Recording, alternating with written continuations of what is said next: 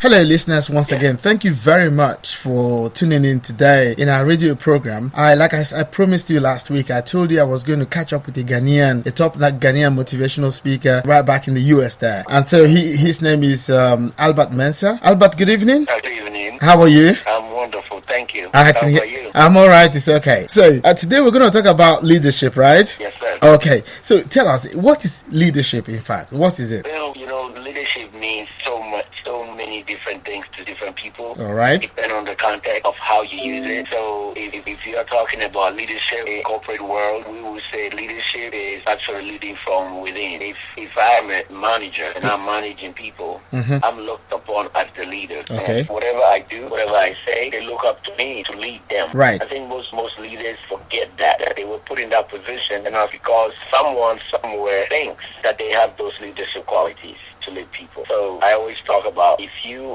have been assigned to be a leader, your job is to get to know each and every one of the people you're leading. That's the only way you can lead. Okay, so you need to know those who you're leading, right? Yeah, if you're a leader and you don't know who you're leading, how are you going to be able to lead me? All right. So how do you? Because you don't know my motivation. Right. You don't know what motivates me. Yeah, to know me. Once you get to know me, then it's only then you can really lead me, because you know what motivates me.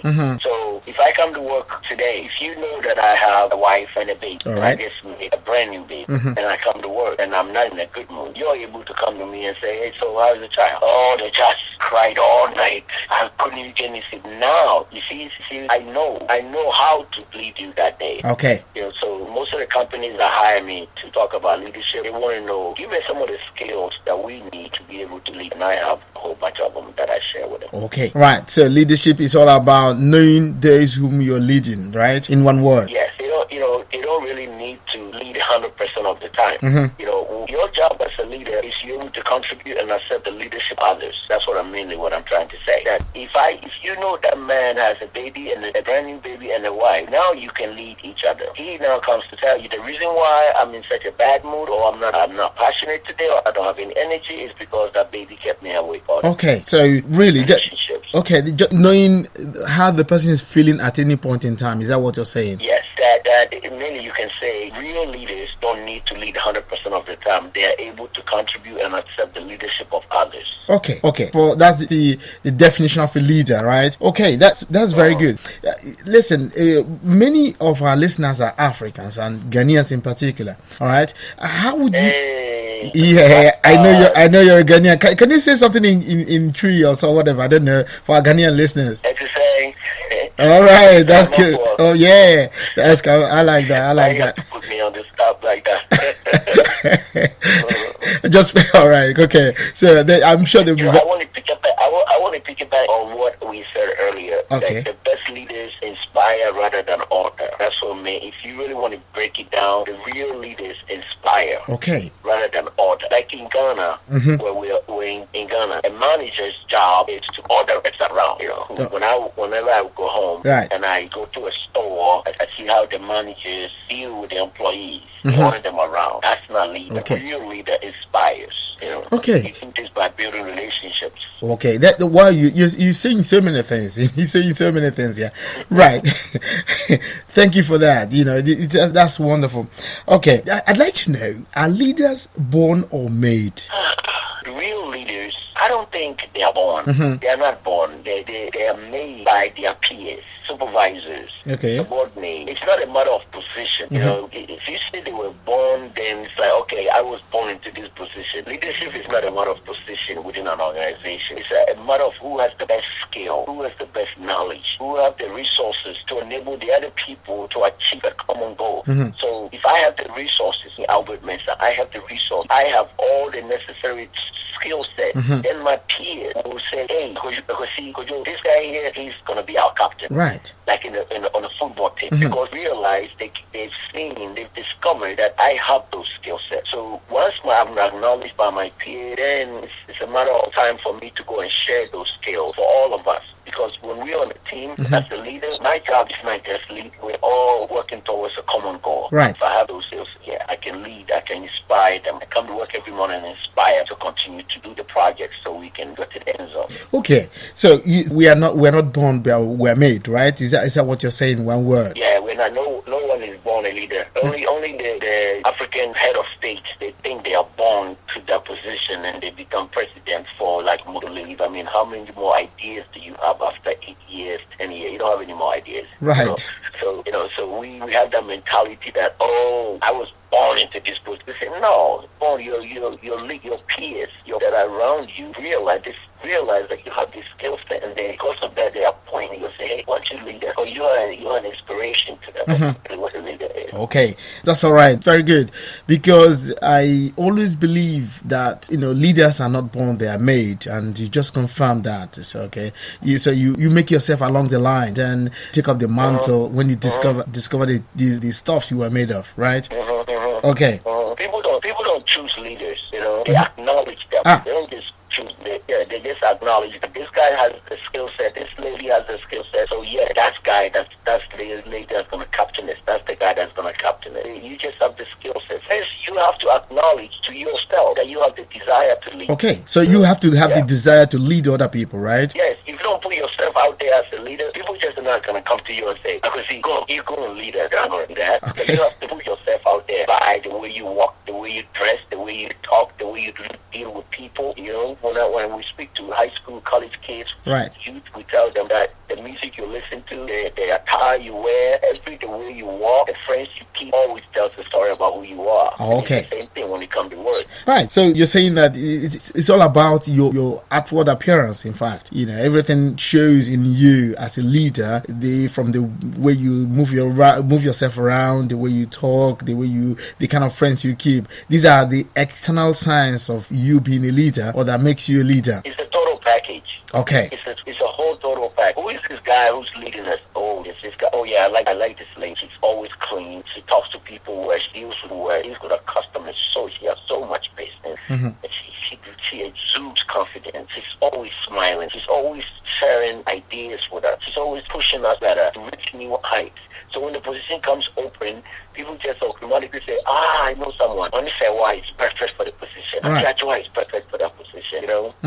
People say that. Yeah. Okay, very good. So that brings me to another question again. I'd like to know, how do we develop leadership skills? Is it possible to develop leadership skills? And if yes, how do I develop leadership skills if I want to be a leader, for example? Well, you can, yes, you must, and not can, must underline, develop leadership skills. And some of the skills, sets that you need to have, mainly what we're talking about. Because the best form of, let me give you this little sentence, and then we'll go back to that. But the best form of leadership, meaning, is servant leadership. Can you come back again? What is it? Servant. Okay, servant leadership. Okay. Servant leadership. Someone who's leaders, they focus on serving the members of their, unlike a president of Africa who's just there to serve himself and his friends. That's not a leader. Okay. A leader there to serve, be a servant to their people. So having known that, the skill sets that you need to be a leader are those skill sets that identifies you as a servant. And when you come, you work toward the problem that we have. So let's go back to our friend Obama. Okay, we say, oh, he's the first black president. That's not really why he's there. Obama was put out there, but Obama throughout his life has been a servant. When he graduated as a lawyer, he could have gone and worked for a big major law firm and made a whole bunch of money. What did he do? He went to Chicago and started grassroots. He's knocking on doors from New York, Harlem. He went and rented a one-bedroom in Harlem. He had rookies, and it wasn't that nice, but he was in there trying to get the black vote, to register to vote, to get the black things made for them that were not being given to them. These are some of the things that he did in the beginning, grassroots. Just things that people were like, dude, that's a law degree from Harvard. Why don't you go work for this big company and make all this money? And he's like, no, I'm just here to make sure that everybody on this earth, in this country, got treatment. That's all his life. So when the time came, it was easy to nominate him because he was perfect. He would come in here and work toward black, blue, white, yellow, gay, lesbian, straight, Catholic, Protestant, Jew, Muslim. Everybody is going to eat. That's a leader. You need to have those skill sets. All right. You don't have to come to me and say, hey, I have this skill set. We know you started from the beginning, those skill sets. We don't even have to define it. We just can see it. Okay. To inspire. He's an inspiration. Yeah, go ahead. Okay, so somebody who, according to what you're telling us, is that if you're a leader, you must be ready to serve other people, right? No. You have to be a servant. You have to be able to inspire people. You have swiftly a mover, of somebody who is willing to put themselves out there for all of us to share in a common goal. I didn't say he registered to, that's just something he did. But the bigger picture is he was willing to forego his millions that he could make. Unlike the Ghana president who wants to be president so bad so he can build himself a big house and drive big cars, blah, blah, blah. No, he was willing to go to the little guy, poor people, and make sure that they got equal treatment. And he didn't do it just one day. That's been his life. Day one. All that. Live in Harlem as a law degree person from Harvard, from going to Chicago and working for an organization that just helps the poor. Where people came to him and say, hey, why don't you come and work in New York, Wall Street? It's like, no, I don't want to work Wall. I want to work right here and be with the people that have no light, that have no money to turn on their lives, that have no people I want to work for. That's servant leadership. Those are the leaders that comes by all respect and aspire to our heroes. Dr. Martin Luther King, he was a servant leader. Nelson Mandela, he was a servant leader. These are the leaders that Peters come out and say, I want to become a millionaire. What did Bill Gates do? He changed the world. He made the world better. Now he's employing over 200, 300,000. He's made over millions and millions of people have become millionaires. Our own Ghanaian who opened Ashashi University, Patrick Awuah, he got his millions from Microsoft. If Bill Gates didn't have that insight to open up a company for Patrick Awuah to go work there, he would have never had enough money, enough vision to open a university in Ghana. These are the leaders of the world. Okay. Look up because they are all 7 leaders. If you look at each one of them, it's some change the world. Wow, this is very, very insightful. This is very, very insightful because you are really opening up a whole keg of worms here, telling us that really to be a leader, or if you want to be a leader, you need to be a good servant. Okay, that's very good. I understand that. I hope our listeners would understand. For the little guy. Yes. Really have love, compassion for the little guy. Okay, that's good. What of the layman on the street? I mean, the guy who is struggling to eat and all that. What would you tell him? I mean, how would you tell him that this concerns him? That in spite of his position, in spite of the situation he finds himself, what can he do to better himself? In terms of trying to motivate himself to become a better leader, or to lead around where he is actually. Well, I saw a show yesterday here at the Seattle theater, and it's a Broadway show called Fela. Remember Fela? Yeah, Fela. That's right, the guy from Nigeria. Yes, the Godfather himself. Yeah. Yes, and the leading guy who played Fela, I actually have a picture of him. I just posted on Facebook. The leading guy is a Sierra Leonean boy. Okay. It's a Sierra Leonean man. He came to America in 1993. Yeah, 20 years ago.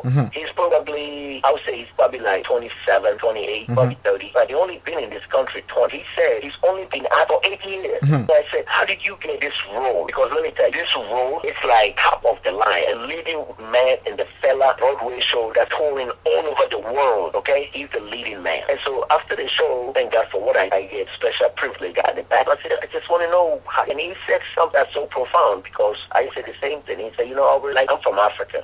Like I come from a very poor background. Like you, when I came here, it was a struggle. I always had a dream that I want to become an actor when I was a little baby in Africa. And I just pushed. And what I did was I went to the right people. Even though I had no money or nothing, I always knew where the right people are. We have internet. I know they have internet in France. That's right. You're sure.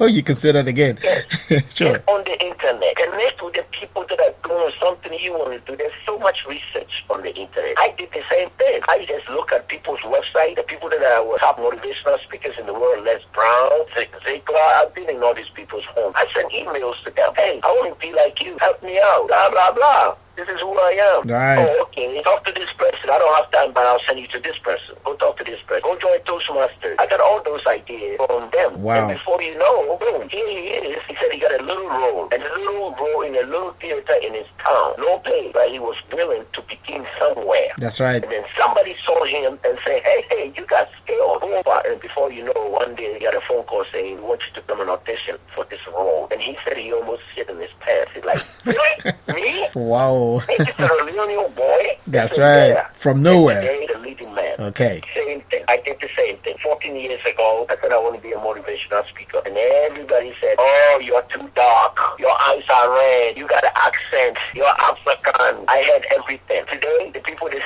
say, oh, the only reason why you made it out is because you're black. You have red eyes. You have accent. You can say that again, okay? You can say that again. Yeah. See, I've always believed that when you're ready to do something, somewhere, somehow, somebody will show up, okay? You're a living example of that. Part, and the universe will always do its part. Exactly. I believe that. I believe that very, very much. When the student is ready, the teacher will appear. The student will show up. That's it. I always believe that. Andy said it best. Yes. Andy said, be the change you want to see in the world. Exactly. You be the change. That's right. Wow. That's cool. Thank you very much. Okay. That's very heavy insight you just given us. That it is possible if we believe in it. That's it. That's the bottom line. It is possible if we believe that we can do it. Right? That's cliche. Yes, it's true. Because one of your audience members is going to ask you this. Well, everybody says if it's possible and you can claim it, yes, it's possible. However, here's the secret. Each of us on this earth, we have a limited amount of time to be excellent. That's right. And do excellent things for us. And the time to do it, it's right now. Not tomorrow. That's right. Not next week. Right now. And how do you do it? What do we say in Ghana? Little drops of water makes a mighty ocean. That's right. In America, we say take baby steps. That's right. So start today. It's going to take a lot of work. It's hard work. I'm not going to lie. 14 years of pure hard work.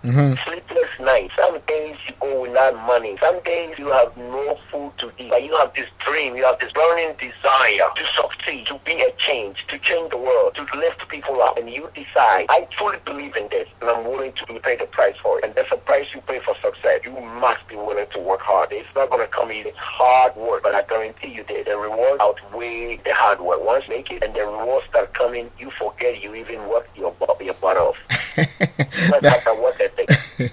Okay, yeah. Right, that's good. Thank you very much. This is very nice. Yeah.